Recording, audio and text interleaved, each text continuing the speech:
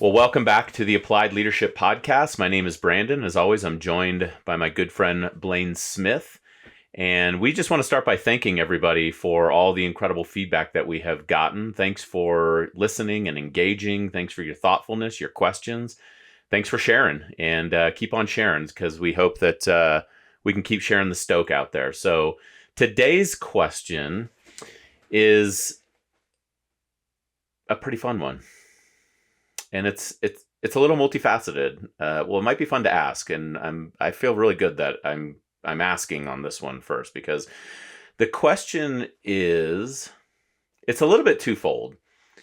Do you have to have all the answers all the time as a leader? And maybe even, what do you do when you just feel kind of stuck in the moment? And that moment may be that crisis has come about, or maybe you just get stumped, or something happens you didn't expect for something to happen. The building floods, or an account that you had worked on for a long time gets lost. Some kind of negative event happens. How do you handle it? And especially, how do you handle it if, do you have to have all the answers immediately because you have the big L leader on your chest? What do you think, Blaine? So this is a great question, and I think we've all felt this way at one time or another. I think it's most likely to feel this way when you're new to leadership or new to a role within an organization. You're kind of a new person, you're in charge now, and there's this natural desire to want to have the answers, to demonstrate some competency, for people to respect your credibility. And so many of us will feel like we've got to have the answers, or we might look less competent or weak or something if we don't have the answer. So I'm confident everyone listening knows enough to know that you don't, right? There's never a time when, as a leader, whether you're new or you've been there for a long time, you need to have all the answers. And I would submit further that if you ever feel like you've got all the answers when you're in a place of leadership, you need to take a step back and reassess. Red flag. What's going on there? Yeah, because you don't. So not only do I think you don't need to, I think you shouldn't, right? You either surround yourself by less capable people, or there's something else going on there that needs to be rectified. So the short answer to that question is no, you don't. And here's what I would say you can do, though. As a leader, you cannot and should not have all the answers, even when times are really tight or you're in a moment of crisis. But what you can and should always bring is calm. You can bring calm. Whether you have the answers, whether you feel overwhelmed, whether you know exactly what to do in the moment because you've seen it before, in any case, you can bring calm. And as we say all the time, cool breeds cool. So if you are calm, it's much more likely that others around you will be calm. And if you can create that sense within the team, you have a much higher probability of coming to a good solution to whatever problem you may be facing, or coming up with a good next step from the spot that you may be stuck in. And so I would say your role as leader is not necessarily to have the answer, but to create the conditions from which a good answer can emerge. And whether that's from your own brain or your own whiteboard, or in a jam session with your team, or from somebody else in the team that just happens to come up with it, your job is to bring the calm. Your job is to create the conditions in which good solutions and good decisions can be made. If you can do that, you've got a real shot. And I think people will respect you a heck of a lot more as the person who brings calm to a situation, rather than the person who always brings answers to the situation.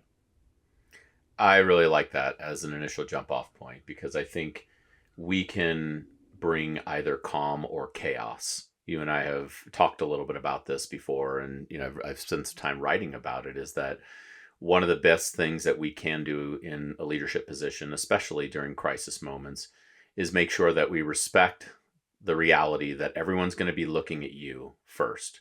No matter how competent they are, no matter how confident they are, they will look at the leadership first to determine what's supposed to happen next.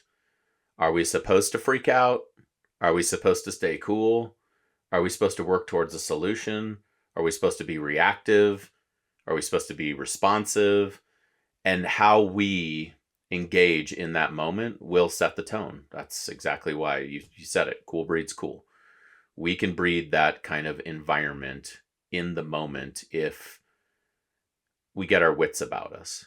And, I think a lot of times in a leadership position, we endeavor to hold the tension that exists within the environment and the team. And I would just say, yes, and maybe don't own the tension. Maybe don't internalize it too much, or create a situation where it starts to balloon unnecessarily. And I think that that's something that I always look for in leaders is, are you bringing the calm instead of stoking the chaos? If you're stoking the chaos, I have a really hard time with that because I just don't. I don't think anybody wants that. Yeah. It's almost like a play for relevance. I don't want to dive too deep in the psychology of it because I don't really know, but I do scratch my head occasionally when I see folks who, at least it appears from the outside looking in, that they prefer to make things messier rather than to bring the calm. And I feel like in some of those cases, it's because maybe they feel more needed as a leader if they're in a chaotic situation, or we can keep things sort of murky, then it preserves some of the need or the power that the leader holds. I can't get my head around it, to be totally honest with you, but I often catch myself looking at those things and wondering exactly what the heck is going on there. I remember one time you and I were speaking at this thing. It was a fundraiser, and I don't know if you remember this. You probably do. Trent Dilfer was there, and he was introducing us to give this talk. And the term that he probably made this term up, at least I think he did. He called it being a thermostat leader. You're the kind of leader that when you go into the room, you can dial up or down the temperature. And I think that's a wonderful compliment, especially coming from a guy like him. But it's a reminder that if you are the kind of leader that has some charisma or has some credibility, or you just have the legitimate authority within the organization, you need to be aware of the fact that as you go, the team will likely go. And I think there are more leaders, especially those who are a bit more humble, that don't appreciate fully that dynamic. I don't think some of these folks know how much their behavior or their attitude or just the energy they bring to a situation influences that of everybody around them, because they may not be trying to, they may not consider themselves to be a particularly charismatic or vocal kind of rah-rah leader.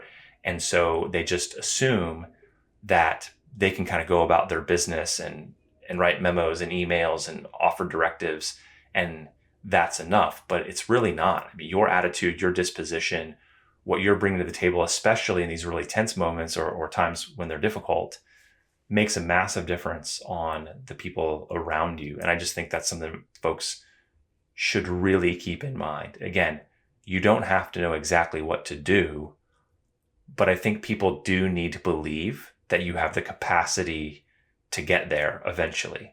And if you're the kind of person that's always throwing another little bit of a wrench in the system, that's not going to move things forward very well. Yeah, I do remember that situation where we were speaking. And the neat thing about what Trent Dilfer was sharing in terms of that thermostat leader concept is it's very feedback loop oriented, because thermostats not only can regulate temperature in terms of turning on the HVAC and making sure that the heat gets turned up when it's cold, but the point is that they have to actually know that it's cold first, or you have to actually know that it's hot first, right? Yes. You're modulating intakes, you're screening it through your feedback loop, and then you are bringing to the situation what needs to occur, because there are times when the room's a little cold and you need to bring the heat a little bit. You need to bring a little bit of excitement. And I'm glad we kind of got to this, because I don't think it's a bad thing sometimes to get a little bit fired up, especially if the team feels a little flat. And it's a situation in which we do need to bring a little bit of heat or a little bit of energy. My daughter Ellie, who as of today is now officially a junior in college, if you could believe that. Sometimes she says hey, I just need you to kind of give me a little bit of the match my emotion here. Okay. I just want you to match my emotion for a minute here. I'm just like, oh, yeah, okay, thank you. I can't believe that happened. That's, Exactly. incredible. And then it's like, is this working? She's, she'll say, yeah, thank you. And I'm like, okay, cool. Now, can cooler heads prevail? Can we kind of move through this? Like, yeah, let's move through it now. But thanks for meeting me on that plane.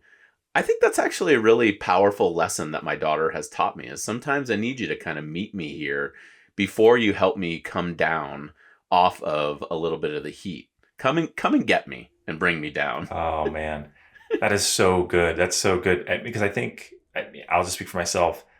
My natural inclination when things are running really hot is to try to bring them down, right? I'm always trying to play the foil in that moment. And it doesn't always serve me well, especially with people who are really close to me and live in my house with me.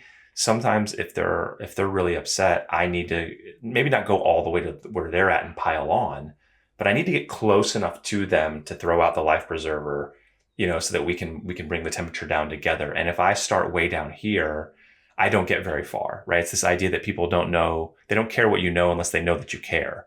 And this, I think, is part of it. So even if I can see with clear eyes, because my emotions are settled and I'm an outside observer, and whatever the situation is, I might think the reaction is totally disproportionate, or you're taking it too personally, or whatever. And all that might be true, by the way, but I don't really have any ability to grab that person and move them closer to stasis if I don't get close enough to them to signal to them that, like, I get why you're frustrated. That is frustrating. There's a certain amount of emotional affirmation we have to do with our friends, our kids, our coworkers, to let them know that we have some empathy, that we're going to take at least a half a beat and try to understand what they're going through right now, that they're scared, anxious, frustrated, whatever. Acknowledge it and say, yeah, I get it. That is frustrating. And then we can start to more slowly walk back down toward the midline. Whereas I think for most of my life, I've just been like, hey, I just want to offer a different perspective here and let you know that in the grand scheme of things, you're going to look back on this. I don't want a different perspective right now. Exactly. I want my perspective right now.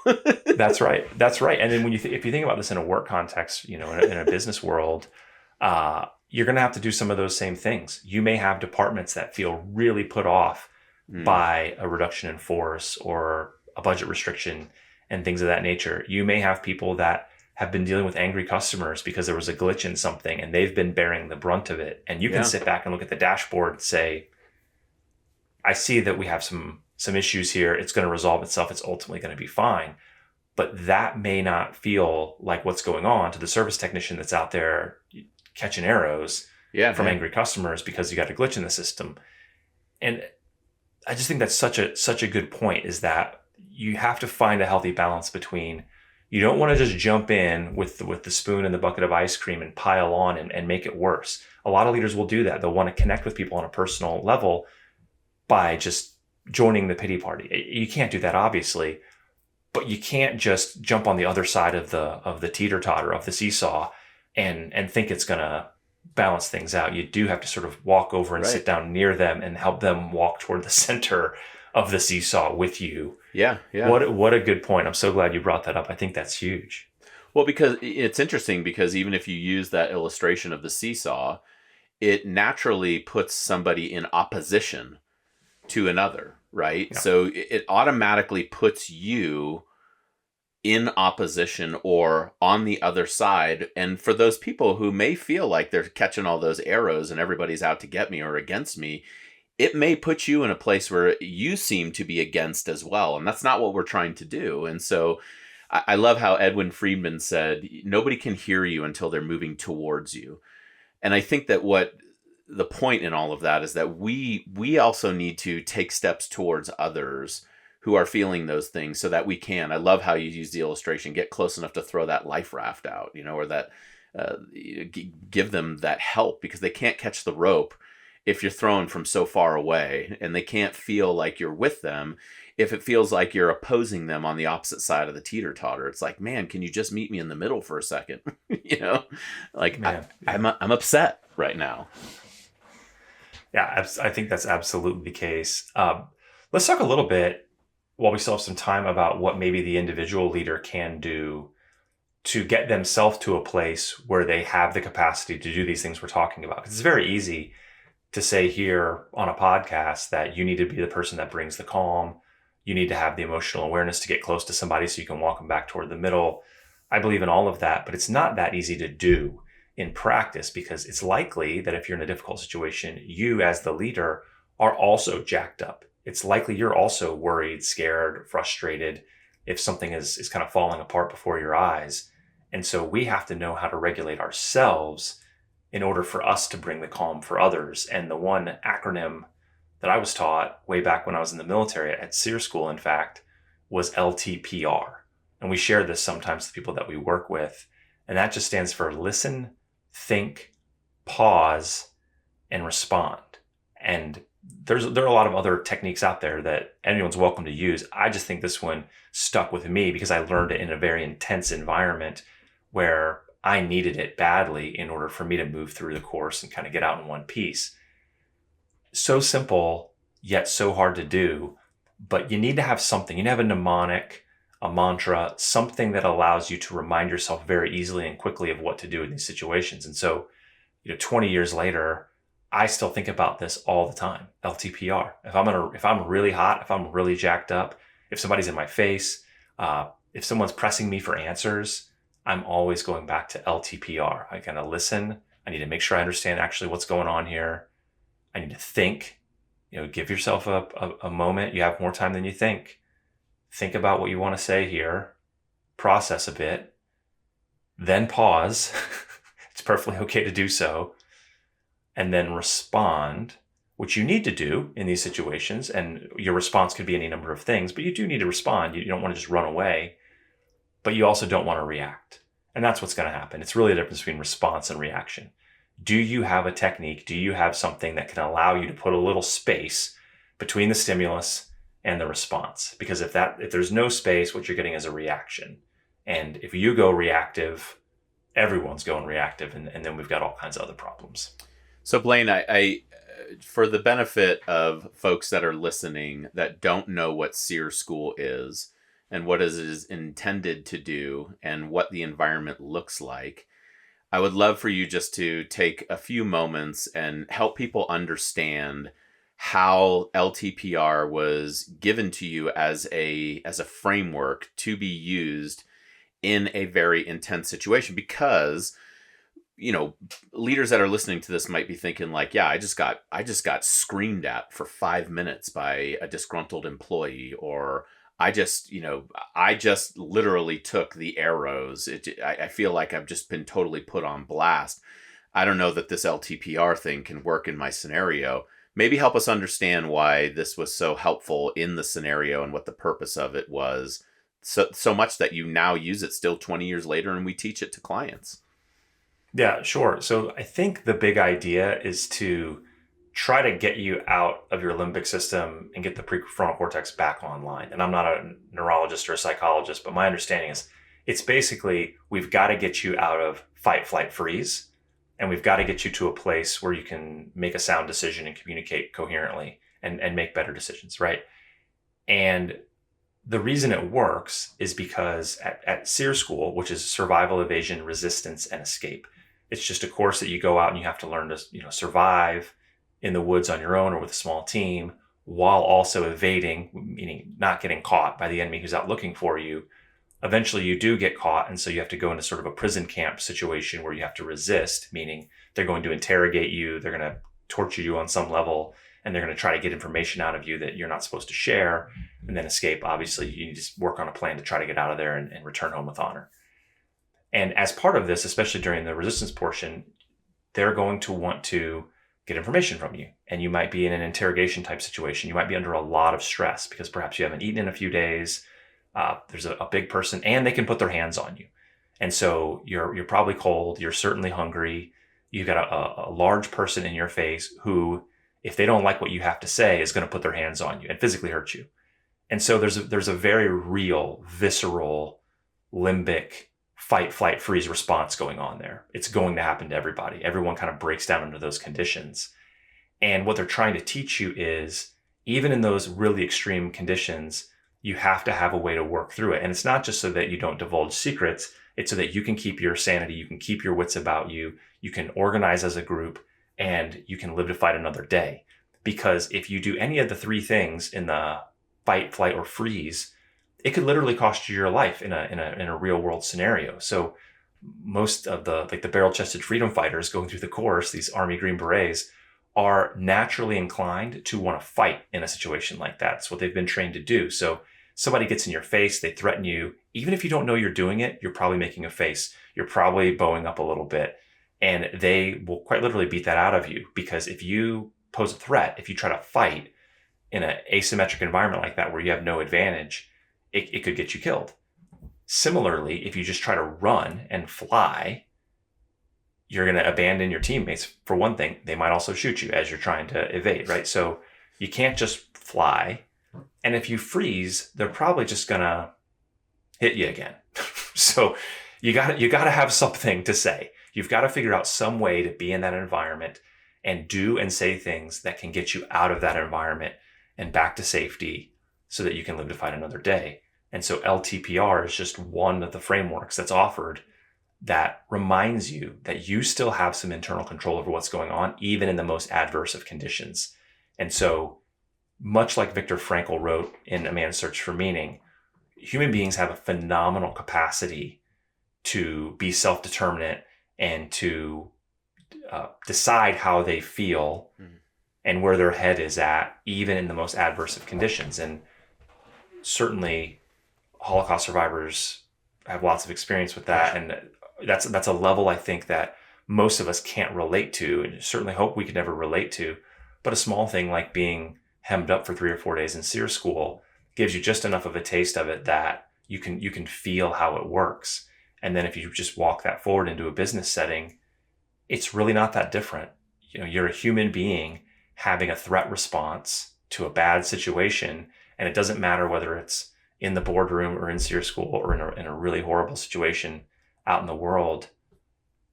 The way that we tend to respond or react as humans is largely the same. And so this is just a tool that you can take and use in almost any scenario that I think will help people make better decisions, speak with more clarity, and most importantly, bring some calm to the people around them so that they can have permission to do the same. Yeah, thanks for illustrating that, going deeper on that, because I think it's really valuable. I appreciate how you've drawn the distinction that, you know, there are some things that are very unrelatable for us, like being in a camp in the Holocaust, right? Thankfully, that's very hard for us to relate to. And one of the things is, in many cases, I think SERE school can be very hard to relate to for people who have never been in the military and don't really understand that whole paradigm. But one of the things that I think is so neat is that I have seen you use LTPR for years, you know, whether it be facing off with a hostile customer, or whether it be, you know, back in the medical sales days, or a doctor who is frustrated because he didn't get his tests back, his results back on time, being put on the spot, you know, in a difficult question, having somebody in one of these large Team Red, White, and Blue events put you on the spot with a very difficult question, or being upset. You know, I remember the days where you had to fly out to a chapter because they were very upset and they wanted to divest of the organization. And I've seen you actually use this technique, and I have learned it from you and use this technique myself in those situations, because it doesn't take getting physically struck to activate that fight, flight, freeze response. It just doesn't. You know, that you've mentioned a little bit of what's going on in the brain and in the body, and I'd like to pick it up and talk about it a little bit more, because I do think it's so important for us to extend some of this awareness out there. You know, you essentially have 3 centers of the brain, and I'm not a neurologist, but I do listen to quite a bit of neurology talk with Dr. Kurt Thompson on the Being Known podcast. He's fantastic. He's got some wonderful books.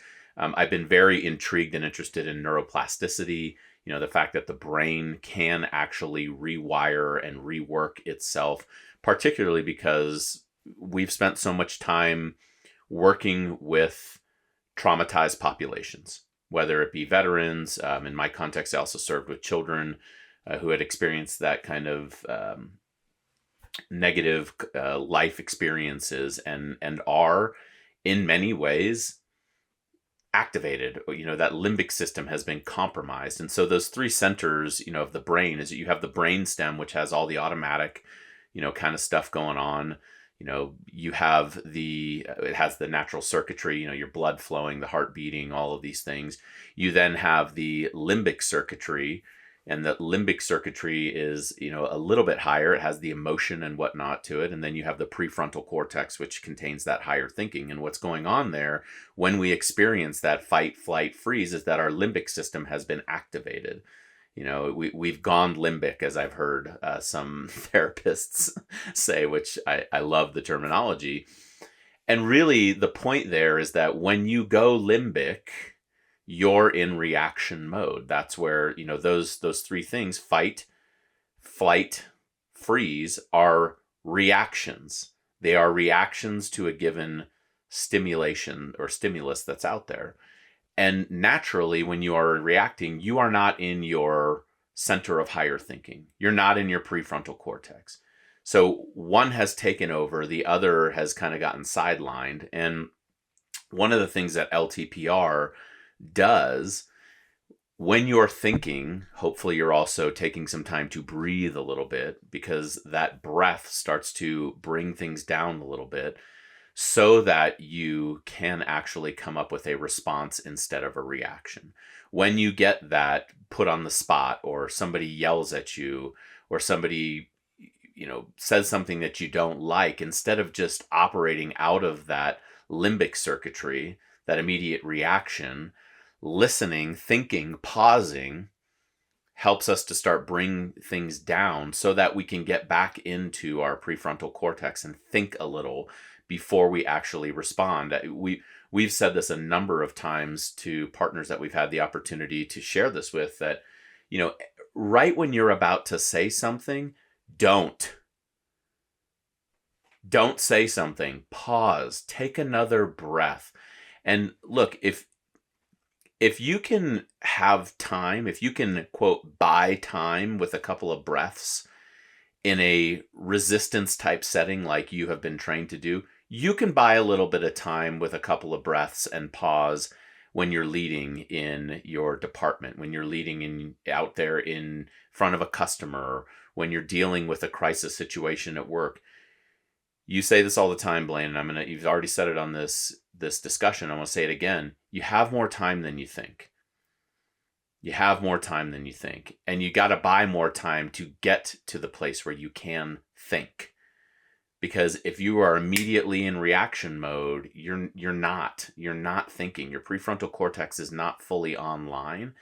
And that's when you can get into this escalated response, or, another demolitions term here, sympathetic detonation, where you can go off and then somebody else goes off and then somebody else goes off. And then now we're just escalating, and now we are just bringing chaos or stoking chaos, right? Instead of bringing the calm and bringing things back down to earth, back into our prefrontal cortex, where we can think and we can actually thoughtfully navigate through this and bring that calm, so that we can get to the desired state. Because I got to tell you, I can't think of a whole lot of times in leadership context, in a business setting, where I have seen reaction met by reaction end up in a positive result. I just can't think of a whole lot of those times. It doesn't happen. We say all the time in our house that you fight fire with water, right? That's what you do. And so maybe that's a last little nugget we can put in there, is that if there's a fire, you fight it with water and not with fire. And sometimes the role of the leader is to put out fires. We talk about it all the time. And so that's how you do it. And the water is the calm. So maybe just to try to button this up, you have more time than you think. You certainly don't have to have all the answers. What you do want to bring is some calm, and you can do that by listening, pausing, thinking, and responding. That's a good way to go about it. So we hope you find that helpful. Again, there's a lot of ways to go about it. These are just some things that we use that we find to be helpful. Hopefully you do as well. If you've got questions, we would love to hear them. We love getting the questions. We read every single one of them, and we'd love to get it on the show. So send us your questions for the podcast at contact@appliedleadershippartners.com, and we'll look forward to talking to you next time.